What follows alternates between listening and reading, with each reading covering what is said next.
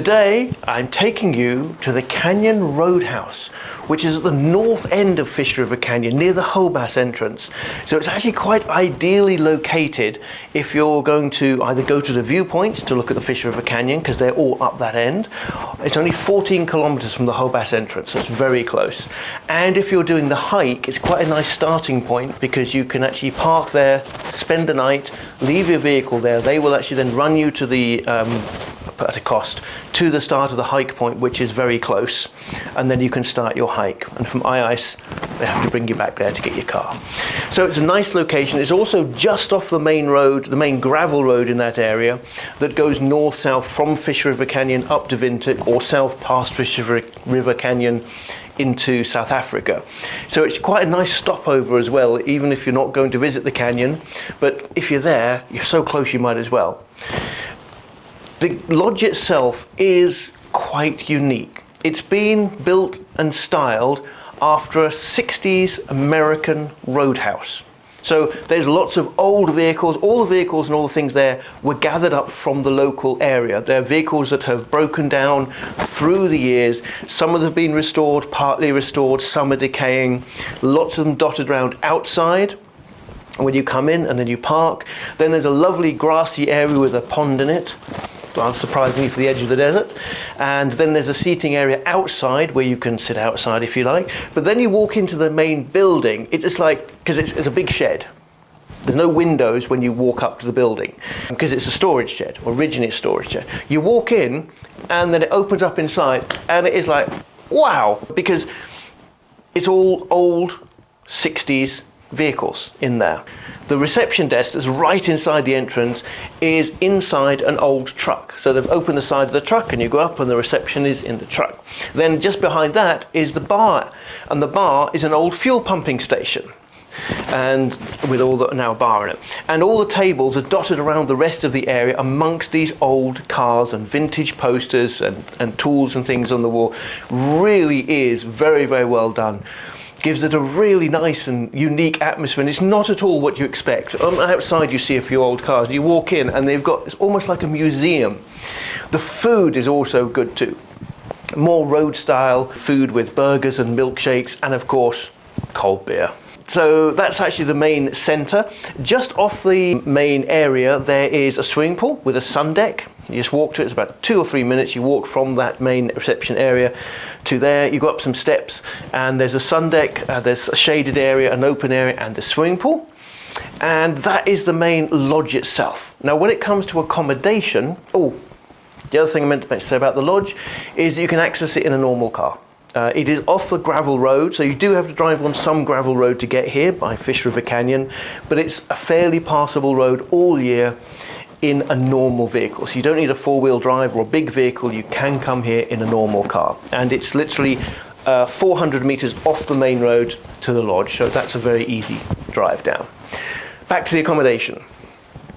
So the accommodation, there's rooms and there's a campsite at Canyon Roadhouse. The rooms are split into 2 blocks in the little quadrants, one on the left-hand side, one on the right-hand side, tucked away from the main lodge. They're nice and quiet. You park a car at the front and you walk to the rooms, so there's no cars driving to and from the rooms, and it's not far to walk from the car park to the room, maybe 3-4 minutes at most. So it's not far to walk, but it does mean there's no cars down there, which keeps it quieter. Each of the rooms are air-conditioned, ensuite bathrooms, beautifully and characteristically done out, very clean and tidy, good linen. You get your linen, your towels provided. There's a safe, there's a desk for sitting at, a kettle with tea and coffee is provided, and they all have their own ensuite bathroom, your toilet, shower, sink, mirror, all the essentials for staying clean in the desert. So there are the rooms. Then there's the campsite. Now the campsite is situated behind the main lodge and the rooms on the other side of the river. Now for those who don't know Namibia, most of the rivers in Namibia don't have water in at all, or for many years. It floods through, so they don't expect water in the river. It's a dry, sandy bed but they have built a walkway over it to make it easier to walk over. So you actually go via, if you're walking, you go via the swimming pool, past the swimming pool, and then you've got this bridge that goes over the river into the campsite. There is also a road round. Of course, if you're camping, you need to get your car round. We can drive around, again accessible carefully in a two-wheel drive, and then you come to the campsite. There's only a handful of campsites over there. They're nicely spaced apart, so you don't feel like there's lots of people there. It's not a big campsite, but the campsites themselves are nice and spacious. Most of the campsites you could get 2, 3 or 4 vehicles in quite easily. So a vehicle and a trailer, 2 vehicles and 2 trailers would fit in. Each campsite has its own braai area, electric point, plug point, and a light and a tap for water. They're communal ablutions. I think there's one set of ablutions shared between 2 campsites, so they're not a lot of people using them. The ablutions have some sinks, toilets and showers with hot water. And that's set to one side, so it's nice and quiet, and it's actually just by the start of one of the walking trails, so you can actually walk round the back of the campsite, and there's a nice walking trail that goes out into part of the desert over there with a nice sunset point there, so that's nice from there. You can also walk across the bridge to the lodge, so you don't have to drive because the road to the campsite goes round the back of the lodge, so you've not got noise into there. But if you want to get to the lodge, because you can use all the lodge facilities if you're camping, the swimming pool, the restaurant, the bar, you actually just take this walkway from the back of the campsite across the river by the swimming pool, and you're then into the main lodge area. It's maybe a 6-7 minute walk from the campsite back to the lodge going that route. There is also petrol available there as well.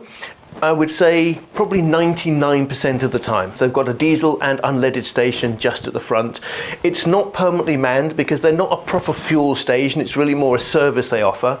So you often have to just go into the reception at the desk and tell them you want fuel, and they'll get the attendant to come and do the fuel for you. Then you can pay it at reception.